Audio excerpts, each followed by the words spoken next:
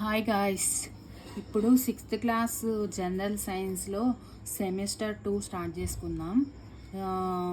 Semester 1 complete అయిపోయింది కదా, semester 2 start చేద్దాం. సెమిస్టర్ 2లో ఈరోజు ఫస్ట్ లెసన్ చదువుకుందాం.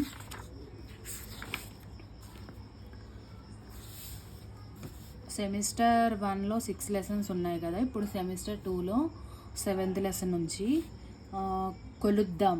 పాఠం పేరు కొలుద్దాం. అభ్యసన ఫలితాలు అంటే ఈ పాఠం ద్వారా విద్యార్థుల్లో సిద్ధించే సామర్థ్యాలు అన్నమాట. వివిధ రకాల కొల పరికరాలను గుర్తిస్తాడు. నిత్య జీవితంలో వివిధ పరిస్థితులను బట్టి తగిన కొల పరికరాలను ఉపయోగిస్తాడు. వివిధ కొలతలకు చెందిన ప్రామాణిక ప్రమాణాలను అవగాహన చేసుకుంటాడు. భౌతిక రాశులను కొలిచి ప్రామాణిక ప్రమాణాల ద్వారా తెలియజేస్తాడు. కొలిచే సందర్భంలో తగిన జాగ్రత్తలు తీసుకుంటాడు. రషీద్ తల్లితో కలిసి బట్టలు కొనుక్కోవడానికి బట్టల దుకాణానికి వెళ్ళాడు. అక్కడ దుకాణదారుడు ఒక లోహపు బద్దతో బట్టలు కొలవడం చూశాడు. ఆ లోహపు బద్ద ఏమిటి, దానిని దుకాణదారుడు ఎందుకు ఉపయోగించాడు అని తల్లిని అడిగాడు.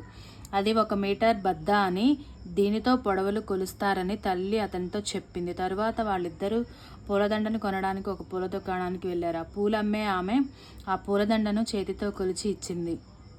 ఈ 2 సన్నివేశాలు చూసిన రషీద్ మనసులో సంశయం కలిగి ఆలోచించడం ప్రారంభించాడు. బట్టలు పొడవు కొలిచేటప్పుడు మీటర్ బద్ద ఎందుకు వాడారు? పూలమ్మే ఆమె పూలదండను చేతితో ఎందుకు కొలిచింది? వీటిలో ఏ పద్ధతి సరైనది? కొలవడానికి సరైన పద్ధతి మనం ఎలా నిర్ణయిస్తాం?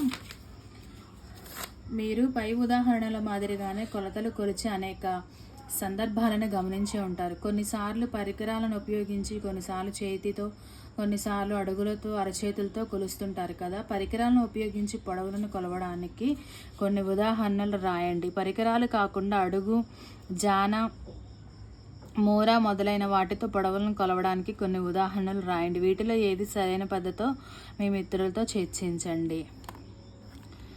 కృత్యం: పొడవును కొలవడం. మీ చేతి జానతో టేబుల్ యొక్క ఒకవైపు పొడవును కొలవండి. పటం 3లో చూపిన విధంగా. మీ స్నేహితులను కూడా అలా చేయమని అడగండి. ఎవరికి ఎన్ని జానలు వచ్చాయో పట్టిక 1లో నమోదు చేయండి. టేబుల్ పొడవు కొలిచినప్పుడు జానల సంఖ్య అందరికీ సమానంగా వచ్చిందా? టేబుల్ పొడవును సూచించే జానల సంఖ్య ఎవరికి ఎక్కువ వచ్చింది, ఎందుకు? ఒక బల్లను కొలిచినప్పటికీ ఒక్కొక్కరికి జానల సంఖ్యలో తేడా ఎందుకు వచ్చింది? ఇదే విధంగా విద్యార్థులందరూ కలిసి వారి అడుగులతో మీ తరగతి పొడవును కొలిచి పట్టిక 2లో నమోదు చేయండి. ఇవన్నీ కృత్యాలు. మనం తరచుగా ఇలాంటి సాంప్రదాయ పద్ధతులను కొన్ని కొలతలు కొలవడానికి ఉపయోగిస్తూ ఉంటాం. ఉదాహరణకు పూలదండ పొడవును కొలవడానికి మూరను, ఆట స్థలం పొడవు వెడల్పును కొలవడానికి అంగలను అంటే స్ట్రైడ్స్ ఉపయోగిస్తాం. చిర్రాగోనే కర్ర బిల్ల ఆడేటప్పుడు మరో పద్ధతిని ఉపయోగిస్తాం. ఇక్కడ కర్ర పొడవును కావలసిన దూరాన్ని కొలవడానికి ప్రమాణంగా ఉపయోగిస్తాం. స్కేలు కదంట, చదువుదాం. కొన్ని వందల సంవత్సరాల క్రితం ప్రజలు పొడవులను వారి జాన, మూర, అంగల, అడుగులలో కొలిచేవారు. ఒకరోజు ఒక పొడవైన వ్యక్తి వస్త్రం కొనడానికి ఒక బట్టల దుకాణానికి వెళ్ళాడు. యజమానిని 3.5 మూరల పొడవైన వస్త్రం అడిగాడు. దుకాణదారు తన మూరతో 3 మూరల పొడవైన వస్త్రం కొలిచి దానికి మూరలో సుమారుగా సగం ఉండే వస్త్రాన్ని జత చేసి ఇచ్చాడు. ఆ వ్యక్తికి దుకాణదారు తనను మోసం చేశాడని అనుమానం కలిగింది. అప్పుడు అతడు తన మూరతో వస్త్రం పొడవును కొలిచాడు. ఆ వస్త్రం 3 మూరల కంటే తక్కువ పొడవు ఉండడం గమనించాడు. తన చేతి మూరతో కొలిచినప్పుడు వస్త్రం 3.5 మూరల కంటే తక్కువ ఉందని, దానికి దుకాణదారు వస్త్రం పొడవును కొలవడానికి తన మూరనే ప్రమాణంగా తీసుకుంటానని బదులిచ్చాడు. వాళ్ళిద్దరి మధ్య ఎవరి మూరను కొలవడానికి ప్రమాణంగా తీసుకోవాలనే దాన్ని గురించి తీవ్రంగా వాదన జరిగింది. ఇంతకు ముందు రోజుల్లో భూములను తాళ్ళు పొడవులతో కొలిచేవారు. చాలా సందర్భాల్లో కొలతలు సరిగ్గా లేవని గొడవలు జరుగుతూ ఉండేవి. పొడవులు కొలవడానికి ఎవరి మూరను ప్రామాణికంగా తీసుకోవాలి? ఒక మూర పొడవులో సగం లేదా 4వ వంతు పొడవులను ఎలా కొలవాలి?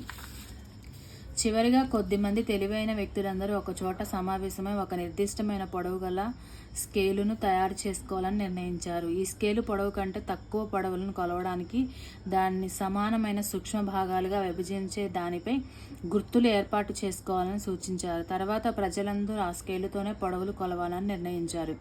ఒక ప్రాంతంలోని ప్రజలు ఆ దేశపు రాజు యొక్క ముక్కు దగ్గర నుంచి అతని చేతి మధ్య వేలు వరకు ఉండే దూరాన్ని పొడవులను కొలవడానికి ప్రామాణికంగా తీసుకోవాలని నిర్ణయించారు. వాళ్ళు ఈ దూరాన్ని ఒక గజంగా పిలిచేవారు. ఈ పొడవును సమానమైన లోహపు స్కేలు లేదా చెక్కతో చేసిన స్కేలు అక్కడ ప్రజలు వాడేవారు. ఒక గజాన్ని ప్రమాణంగా తీసుకునేవారు. గజాన్ని 3 సమాన భాగాలుగా విభజించి ప్రతి భాగాన్ని ఒక అడుగుగా పిలిచేవారు. ఆ తర్వాత ప్రతి అడుగును 12 సమభాగాలుగా విభజించి ప్రతి భాగానికి ఒక అంగుళంగా పిలిచేవారు. ఈ అంగుళం పొడవు కూడా ఇంకా సమాన సూక్ష్మ భాగాలుగా కూడా విభజించారు.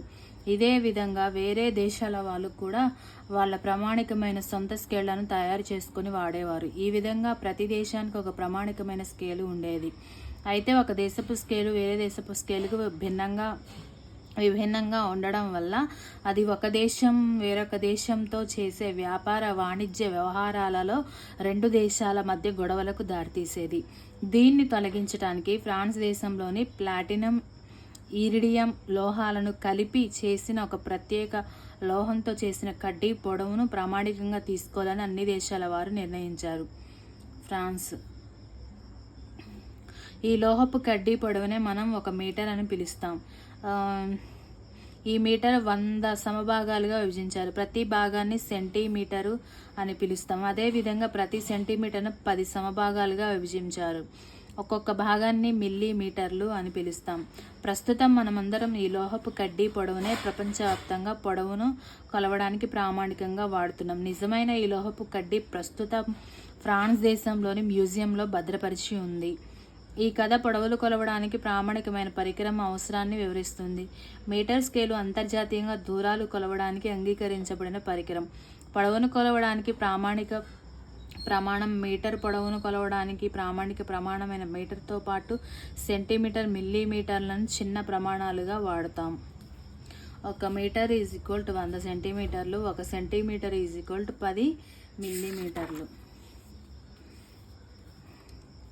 మీరు పెన్సిల్, రబ్బరు మందం కొలవాలనుకుంటే పటం 7లోని పరికరాలతో ఏ పరికరం అనుకూలంగా ఉంటుంది, ఎందుకు? కొన్ని సందర్భాల్లో మనం పాఠశాల, ఆట స్థలం లేదా వ్యవసాయం భూములు వెడల్పులను మన ఇంటి పాఠశాలకు గల దూరాన్ని, అలాగే ఒక ఊరి నుంచి మరొక ఊరికి గల దూరం వంటి పెద్ద దూరాలను, ఒక దేశం నుంచి మరొక దేశంకి చాలా పెద్ద దూరాలను కావాల్సిన అవసరం ఏర్పడుతుంది. ఇలాంటి దూరాలను మనం పటం 7లో చూపిన పరికరాలతో కొలవగలమా? ఇవన్నీ క్వశ్చన్స్ అన్నమాట. అంటే పిల్లలు ఎలా చెప్తారు కదా.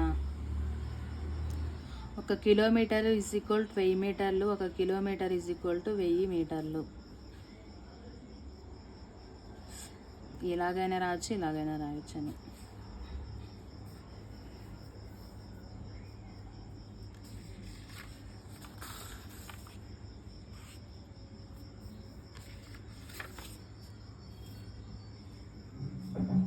అన్ని కృత్యాలే.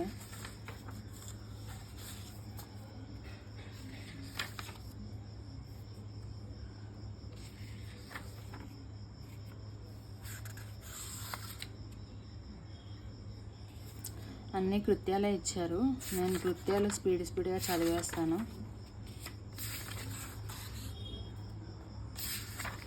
చూసేయండి. మీ తరగతిలోని మీ మిత్రుని ఎత్తును మీటర్ స్కేలుతో ఎలా కొలుస్తారు? ముందుగా మీ మిత్రుని వీపు గోడకు ఆనించి నిటారుగా నిలబడమనండి. ఖచ్చితంగా అతని తలపై భాగం మీద ఉండే విధంగా గోడ మీద ఒక గీత గీయండి. ఇప్పుడు నేల నుంచి ఈ గీత వరకు గోడ మీద ఉన్న దూరాన్ని ఒక స్కేల్తో కొలవండి. ఇదే విధంగా మీ మిత్రుని ఎత్తును మిగిలిన విద్యార్థులకు కూడా కొలవమనండి. ఈ కొలతలన్నింటినీ మీ నోట్బుక్లో నమోదు చేయండి. వేరువేరు విద్యార్థులు నమోదు చేసిన కొలతలను జాగ్రత్తగా పరిశీలించండి. విద్యార్థులందరికీ ఒకే విధమైన కొలతలు వచ్చాయా? ఒకవేళ రాకపోయినట్లయితే తేడా రావడానికి కారణం ఏమై ఉండవచ్చు? అందరు విద్యార్థులు కూడా పై కృత్యంలో ఒక ప్రామాణికమైన స్కేలుతోనే ఎత్తుని కొలిచినప్పటికీ కొలతలు దాదాపుగా దగ్గరగా ఉన్నప్పటికీ ఖచ్చితంగా సమానంగా ఉండవని మనం గమనిస్తాం. పొడవును కొలిచేటప్పుడు చేసే పొరపాట్లే ఈ తేడాకు కారణమవుతాయి. గోడపై గుర్తించిన గీత ఖచ్చితంగా విద్యార్థి తలపై ఉండకపోవడం, మీటర్ స్కేలు సరైన విధంగా ఉపయోగించకపోవడం, metre scale, centimetre scale, tape వంటి ప్రామాణిక పరికరాలతో పొడవులను ఖచ్చితంగా కొలవాలంటే మనం కొన్ని జాగ్రత్తలు తీసుకోవాలి. మీటర్ స్కేల్తో పొడవును ఖచ్చితంగా కొలవడం ఎలా? నిజ జీవితంలో మనం చెక్కతో లేదా ప్లాస్టిక్తో చేసిన స్కేలును పొడవును కొలవడానికి ఉపయోగిస్తాం. దీని మీద సెంటీమీటర్లు, మిల్లీమీటర్లు గుర్తించి ఉంటాయి. ఒక టేబుల్ పొడవును కొలవాలంటే మనం మీటర్ స్కేలును తీసుకొని దానిపైన ఉన్న 0 గుర్తును టేబుల్కు ఒక చివర ఖచ్చితంగా కలిసేటట్లుగా ఉంచి టేబుల్కు 2 చివర స్కేలుపై ఏ సంఖ్య దగ్గర కలుస్తుందో దాని పొడవుగా తీసుకుంటాం. మీటర్ స్కేలు కొద్దిపాటి మందం కలిగి ఉండడం వల్ల మనం మన కంటిని సరైన స్థానంలో ఉంచకపోతే కొలతల్లో దోషాలు వచ్చే అవకాశం ఉంటుంది. పటం 9లో ఏబీసీ ముగ్గురు విద్యార్థులు వివిధ స్థానాలలో తమ కంటిని ఉంచి స్కేలుపై కొలతను చూస్తున్నారు. వీళ్ళలో బి స్థానంలో ఉన్న విద్యార్థిని కన్ను కొలతలను తీసుకోవాల్సిన బిందువునకు ఖచ్చితంగా పైన నిటారుగా ఉంది. స్కేలుపై కొలతను సూచించే బిందువును సూచించడానికి ఇది సరైన స్థానం. ఏ, సి స్థానాల నుంచి చూసినప్పుడు సరైన కొలత వస్తుందా? ఎందుకు? మీటర్ స్కేలును ఉపయోగించేటప్పుడు తీసుకోవాల్సిన జాగ్రత్తలు. మీటర్ స్కేలును ఉపయోగించి పొడవులను కొలిచేటప్పుడు మనం ఈ క్రింది జాగ్రత్తలు తీసుకోవాలి.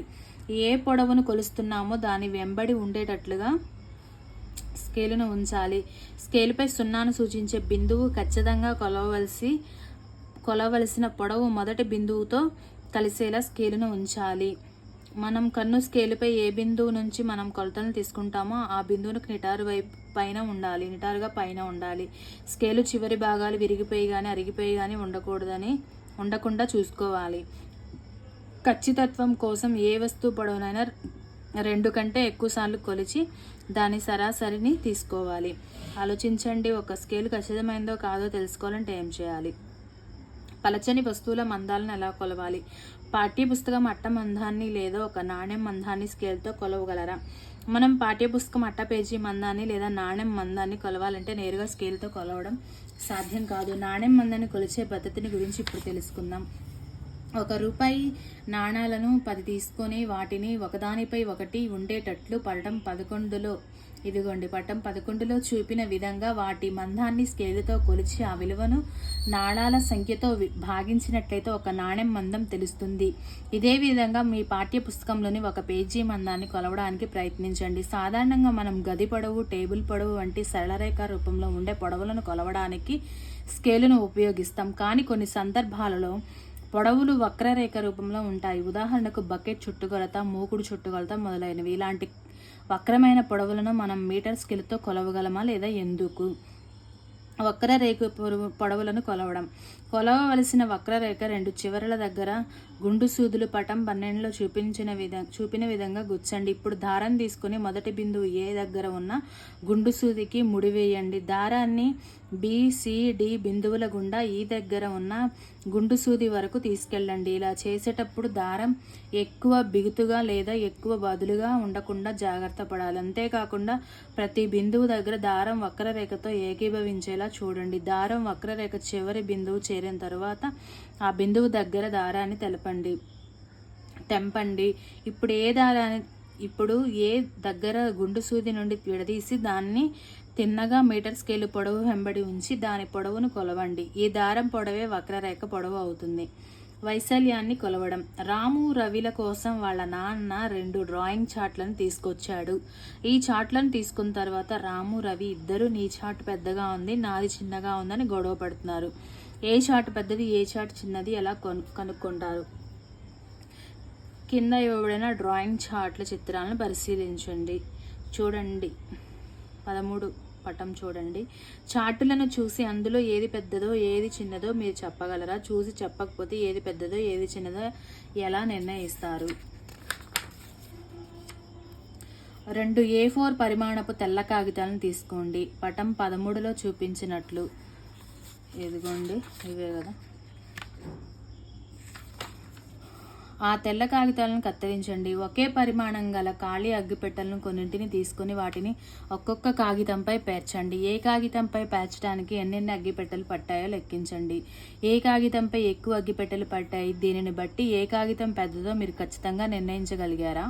ఏ కాగితం పైన పేర్చడానికి ఎక్కువ అగ్గిపెట్టెలు అవసరమయ్యాయో ఆ కాగితం పెద్దదని మీరు గుర్తించి ఉంటారు. కానీ ఆ కాగితం రెండో దానికంటే ఎంత పెద్దదో ఖచ్చితంగా చెప్పగలరా? దీన్ని బట్టి కాగితం వంటి సమతలం పెద్దదో చిన్నదో తెలియాలంటే దాని ఉపరితలాన్ని కొలవాలి అని తెలుస్తుంది.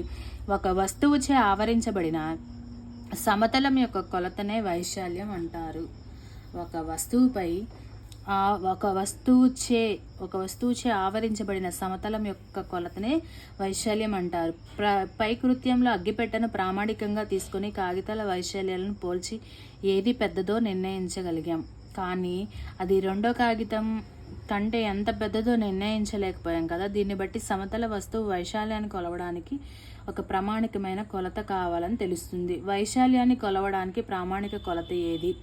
పటం 14ను పరిశీలించండి. ఇందులో 2 పటాలు కొన్ని భాగాలుగా విభజింపబడినాయి. ఇవిగోండి. ఏ పటానికి ఎక్కువ వైశాల్యం ఉంటుంది, ఎందుకు? 2 పటాల్లో ఉన్న చిన్న భాగాలని సమానంగా ఉన్నాయా? పటాలలో చిన్న భాగాలు ఏ ఆకారంలో ఉన్నాయి? ప్రతి భాగం పొడవు వెడల్పును సమానంలో ఉన్నాయా? పటంలో ఏదో ఒక భాగం పొడవు వెడల్పును కొలవండి. ఏం గమనించారు? 2 పటాల్లో ఉన్న చిన్న భాగాలన్నింటికీ కూడా సమానంగా పొడవులు వెడల్పులు ఉండడం మీరు గమనించి ఉంటారు. ప్రతి భాగం వైశాల్యం 1 చదరపు సెంటీమీటర్కు సమానం. దీన్ని 1 సెంటీమీటర్గా రాస్తాం. 14A మరియు 14B రెండు కూడా సమాన సంఖ్యలో చదరాలను కలిగి ఉన్నాయి. ప్రతి చదరం వైశాల్యం 1 చదరపు సెంటీమీటర్లు. 2 పటాల్లో ఒక్కొక్క దాని వైశాల్యం 16 చదరపు సెంటీమీటర్లు ఉండడాన్ని మనం గమనిస్తాం. ఈ 2 పటాల ఆకారాలు వేరువేరుగా ఉన్నప్పటికీ వాటి వైశాల్యాలు సమానంగా ఉన్నాయి. చదరపు సెంటీమీటరు వైశాల్యంను కొలవడానికి ప్రమాణం కొలతగా తీసుకుంటాం. అలాగే అవసరం సందర్భాన్ని బట్టి చదరపు మీటరు, చదరపు మిల్లీమీటరు, చదరపు అడుగులను కూడా వైశాల్యాలను కొలవడానికి ప్రమాణ కొలతగా వాడతాం. ప్రామాణిక కొలతలు: పొడవుకు ప్రమాణం, తర్వాత సంకేతం, వైశాల్యానికి ప్రమాణం సంకేతం. పొడవుకు ప్రమాణం మీటరు, సెంటీమీటరు, మిల్లీమీటరు, అడుగు. వీటి యొక్క సంకేతాలు అంటే షార్ట్కట్లు రాయడం అన్నమాట. మీటర్ అంటే మీ అని పెట్టవచ్చు, సెంటీమీటర్ అంటే సేమి, మిల్లీమీటర్ అంటే మీమి, అడుగు అంటే చదరపు మీటరు చమి, చదరపు సెంటీమీటర్ చా సెమి, చదరపు మిల్లీమీటర్ చమీమి, చదరపు అడుగు చా. పటం 15లో చూపిన విధంగా, ఇదిగోండి పటం 15లో చూపిన విధంగా 4 సెంటీమీటర్ల పొడవు 2 సెంటీమీటర్ల వెడల్పు ఉండే దీర్ఘ చతురస్రాకారంలో ఒక అట్ట ముక్కను కత్తిరించండి. దీని వైశాల్యాన్ని ఎలా కొలవాలో చూద్దాం. అట్ట ముక్క వైశాల్యాన్ని కొలవడానికి చదరపు సెంటీమీటర్లు అనేది అనువైన ప్రమాణం. చదరపు సెంటీమీటర్లు ఉండే గ్రాఫ్ కాగితాన్ని తీసుకోండి. ఈ గ్రాఫ్ కాగితం పైన ప్రతి చదరం యొక్క భుజం పొడవు సెంటీమీటర్లలో ఉంటుంది. ఈ గ్రాఫ్ కాగితం పైన ఉండే ప్రతి చదరం వైశాల్యం 1 చదరపు సెంటీమీటర్లకు సమానం. పటం 15లో చూపిన విధంగా అట్ట ముక్కను గ్రాఫ్ కాగితంపై నుంచి దాని చుట్టూ పెన్సిల్ గీత గీయండి. ఇప్పుడు అట్ట ముక్కను తొలగించి ఏర్పడిన ఆకారాన్ని PQRSగా గుర్తించండి. ఇప్పుడు అట్ట ముక్క చుట్టూ గీసిన రేఖ లోపలి భాగంలో ఉన్న చదరాలను లెక్కించండి. ఇందులో 8 చదరాలు ఉంటాయని గమనిస్తారు. PQRS వైశాల్యం అట్ట ముక్క చుట్టూ గీసిన రేఖ లోపల ఉన్న చదరాల మొత్తం వైశాల్యాలకు సమానం. 8x1 చదర వైశాల్యం 8x1 చదరపు సెంటీమీటర్ 8 చదరపు సెంటీమీటర్లు. ఈ కృత్యంలో మనం ఉపయోగించిన అట్టముక్క క్రమాకారంలో ఉన్న దీర్ఘ చతురస్రం అని గమనించే ఉంటారు. అట్టముక్క వైశాల్యం కనుక్కోవడానికి ఉపయోగించిన ఈ పద్ధతిని సూత్రం సహాయంతో దాని వైశాల్యాన్ని కనుక్కునే పద్ధతిలో పోల్చగలరా? అక్రమాకార ఉపరితలాల వైశాల్యాన్ని కొలవడం. అక్రమాకార సమతలాన్ని ఏదైనా ఆకు వైశాల్యాలను ఎలా కొలవాలో తెలుసుకుందాం. పటం 16లో చూపిన విధంగా, ఇదిగోండి పటం 16లో చూపిన విధంగా ఒక ఆకును గ్రాఫ్ కాగితం పైన ఉంచి దాని చుట్టూ పెన్సిల్తో హద్దు రేఖను గీయండి.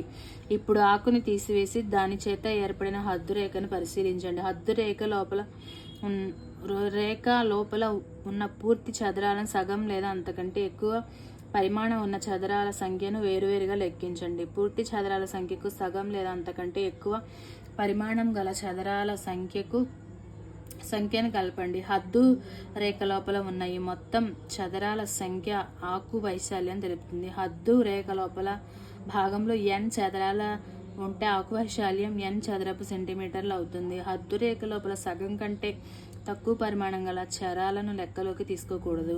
ఈ పద్ధతి ద్వారా మనం అక్రమాకార ఉపరితల వైశాల్యాన్ని దాదాపుగా దగ్గరి విలువను పొందవచ్చు. వైశాల్యానికి ఇంకా ఖచ్చితమైన విలువను పొందాలంటే గ్రాఫ్ కాగితాన్ని ఏ విధంగా ఉపయోగించాలో ఆలోచించండి. ఘన పరిమాణం కొలవడం. ఘన పదార్థపు ఘన పరిమాణాన్ని నీవు ఏ విధంగా కనుక్కుంటావు? శ్రీదేవి ఒక ఇంటిని నిర్మించుకుంటుంది. ఆమె ఇసుక ధర గురించి వివరాలు సేకరించింది. ఇసుకను తీసుకొచ్చే వ్యక్తి 2 ట్రాక్టర్లు ఇసుక 4,000 లేదా ఒక లారీ ఇసుకకు కూడా 4,000 ఖరీదని అవుతుందని చెప్పాడు. ఆమెకు లారీ లేదా 2 ట్రాక్టర్ల ఇసుకలో ఏది లాభదాయకం?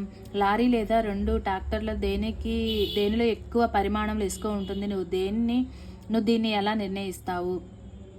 లారీలో కానీ ట్రాక్టర్లో కానీ ఉండే ఇసుక పరిమాణం మనం నిర్ణయించాలంటే లారీలోను ట్రాక్టర్లోని ఇసుక పోసే భాగాల ఘన పరిమాణాలు ఎంతో మనకు తెలియాలి. ఒక వస్తువు ఆవరించిన ప్రదేశాన్ని దాని ఘన పరిమాణం అనవచ్చు. ఒక వస్తువు ఆవరించిన ప్రదేశాన్ని దాని ఘన పరిమాణం అనవచ్చు. ద్రవాల ఘన పరిమాణం కొలవడం. కిరోసిన్ ఘన పరిమాణం ఎలా కొలుస్తారు? పాల ఘన పరిమాణం మీరు ఎలా కొలుస్తారు? కిరోసిన్, పాలు, నూనె, నీరు వంటి ద్రవ పదార్థాలు ఘన పరిమాణం కొలవడానికి సాధారణంగా మనం కొలజాడీలను ఉపయోగిస్తాం. ద్రవాల ఘన పరిమాణాన్ని మనం లీటర్లలో కానీ మిల్లీలీటర్లలో కానీ తెలుపుతాం. ద్రవాల యొక్క ఘన పరిమాణాన్ని లీటర్లలో కానీ మిల్లీమీటర్లలో కానీ తెలుపుతాం. కొలపాత్ర. ఇది స్తూపాకారంలో ఉంటుంది. దాని మీద కొలతలు గుర్తించి వీటిని ప్రయోగశాలలో రకరకాల ద్రవాల ఘన పరిమాణం కొలవడానికి ఉపయోగిస్తారు. అలాగే దుకాణదారులు పాలు, నూనె మొదలైన ద్రవాల ఘన పరిమాణం కొలవడానికి కొలపాత్రలను ఉపయోగిస్తారు. ద్రవాల ఘన పరిమాణం కొలవడానికి వీటిని ద్రవంతో నింపిన తరువాత ద్రవం పుటాకార తలానికి ఖచ్చితంగా కింద ఉండే గుర్తును చూస్తారు. ఇలా చూసేటప్పుడు మన కళ్ళను ఈ గుర్తు వెంబడి ఉండేలా తీసుకువచ్చి ఆ గుర్తు వద్ద ఉన్న గీతను నమోదు చేస్తాం. మనం నిత్య జీవితంలో ద్రవాలతో పాటు మనం ఇసుక, మట్టి, ఇంటి నిర్మాణ సమయంలో స్లాబ్లకు వాడే సిమెంట్, ఇసుక, కంకర మిశ్రమాల ఘన పరిమాణాలను కూడా కొలుస్తాం. ఘన పదార్థాల ఘన పరిమాణాన్ని కొలవడానికి ప్రామాణికమైన కొలత ఏది? ఇసుక, మట్టి, సిమెంట్ మిశ్రమం వంటి గట్టిగా లేని ఘన పదార్థాల ఘన పరిమాణం మనం కొలవగలమా? ఘన పరిమాణానికి ప్రామాణికమైన కొలతలను ఎలా నిర్ణయిస్తారు? పటం 18 ఇదిగోండి. పొడవు, వెడల్పు మరియు ఎత్తు 1 సెంటీమీటర్లు కలిగిన సమానంగా ఉండే కొన్ని సమఘనాలు 3 సెంటీమీటర్ల పొడవు, 2 సెంటీమీటర్ల పొడవు, వెడల్పు, 2 సెంటీమీటర్ల ఎత్తు ఉన్న ఒక అట్టపెట్టె ఉన్నాయి. పటం 19లో చూపినట్లు అట్టపెట్టె పొడవు పూర్తిగా నిండేటట్లుగా 3 సమఘనాలను సరళ రేఖలో అమర్చండి. తరువాత అట్టపెట్టె అడుగు భాగాన్ని పూర్తిగా నింపే విధంగా మరో 3 ఘనాలను అమర్చండి. పెట్టె అడుగు భాగాన్ని పూర్తిగా నింపడానికి ఎన్ని ఘనాలు వాడారు?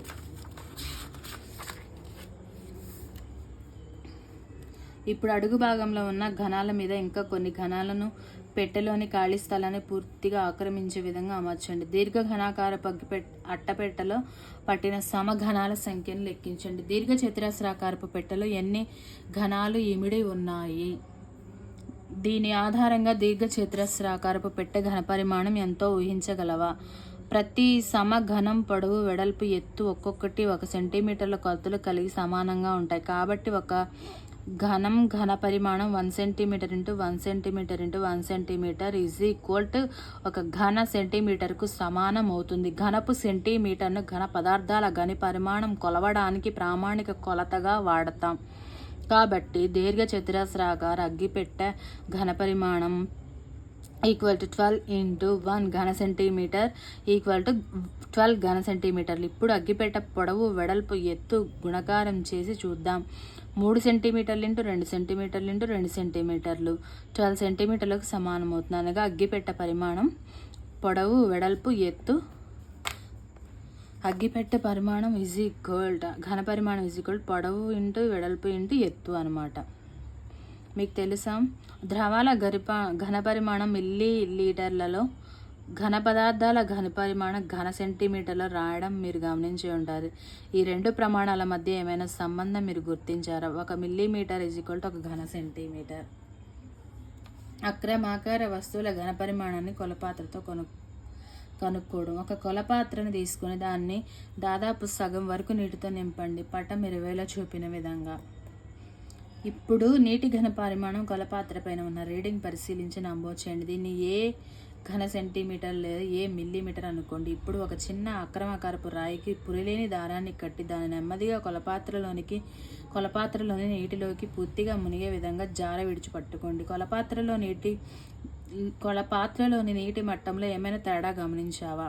కొలపాత్రలోని నీటిలో రాయి ఉంచినప్పుడు ఆ రాయి దాని ఘనపరిమాణానికి సమానమైన నీటిని తొలగించడం వల్ల పాత్రలోని నీటి మట్టం ఎత్తు పెరగడాన్ని మీరు గమనిస్తారు. ఇప్పుడు ఈ పాత్ర పైన రీడింగ్ను పరిశీలించి దానిలోని నీటి ఘన పరిమాణాన్ని నమోదు చేయండి. దీని విలువ B ఘన సెంటీమీటర్ లేదా B మిల్లీ లీటర్లు అనుకోండి. నీటి మొదటి ఘన పరిమాణాల భేదానికి రాయి ఘన పరిమాణం సమానమవుతుంది. కావున రాయి ఘన పరిమాణం B - A ఘన సెంటీమీటర్లు లేదా మిల్లీమీటర్లు. కీలక పదాలు: కొలత, ప్రమాణ కొలత, వైశాల్యం, ఘనపరిమాణం, క్రమాకార ఉపరితలం, అక్రమాకార ఉపరితలం, దీర్ఘఘనాకార వస్తువు, కొలపాత్ర, గ్రాఫ్ పేపర్. మనం ఏం నేర్చుకున్నాం? మనం నిజ జీవితంలో కొన్ని రమారమి కొలతలకు జాన, మూర, అడుగు మొదలైన సాంప్రదాయక ప్రమాణాలను వాడతాం. పొడవును ఖచ్చితంగా కొలవాలంటే ఒక ప్రామాణికమైన ప్రమాణం అవసరం. పొడవును కొలవడానికి ఉపయోగించే ప్రామాణిక పరికరం మీటర్ స్కేల్. పొడవును కొలవడానికి మీటరు అనే ప్రమాణ కొలతను, ఎక్కువ దూరాలను కొలవడానికి కిలోమీటర్ను ప్రమాణ కొలతగా ఉపయోగిస్తాం. ఒక వస్తువు ఆక్రమించిన సమతలం కొలతను వైశాల్యం అంటారు. సాధారణంగా మనం వైశాల్యాన్ని చదరపు సెంటీమీటర్లు లేదా చదరపు మీటర్లు లేదా చదరపు సెంటీమీటర్లో కొలుస్తాం. ఒక వస్తువు ఆవరించిన కొలతను ఘనపరిమాణం అంటాం. ఘనాకార వస్తువుల ఘనపరిమాణం ఘనమీటర్ లేదా ఘన సెంటీమీటర్లో కొలుస్తాం. ద్రవాల ఘనపరిమాణాన్ని మిల్లీమీటర్లో కొలుస్తాం. ఘన సెంటీమీటర్లు = 1 మిల్లీమీటరు. ఇక్కడ ఖాళీలు ఇచ్చారు చూడండి. మిల్లీమీటరు డాష్ కొలవడానికి ప్రమాణం, పొడవు. ఇవన్నీ రాసుకోండి, మీరు నోట్స్ చేసుకోండి. నా దగ్గర టెక్స్ట్ బుక్ ఉంది కాబట్టి నేను రాసుకుంటాను, మీరు వీడియోలో చూసి రాసేసుకోండి. మిల్లీమీటరు పొడవు కొలవడానికి ప్రమాణం. ఎక్కువ దూరాన్ని కొలవడానికి డాష్ను ప్రమాణంగా ఉపయోగిస్తారు, కిలోమీటర్ను. ఒక వస్తువు ఆక్రమించిన సమతలం కొలతను డాష్ అంటారు, వైశాల్యం అంటారు. సెంటీమీటర్ స్కేలును ఉపయోగించి కొలవగలిగిన అతి చిన్న కొలత మిల్లీమీటరు. ఘనాకార వస్తువుల ఘనపరిమాణం ఇలా కొలుస్తారు, క్యూబిక్ మీటర్లో. అక్రమాకార ఉపరితల వైశాల్యాన్ని కొలవడానికి ఉపయోగించేది గ్రాఫ్ కాగితం.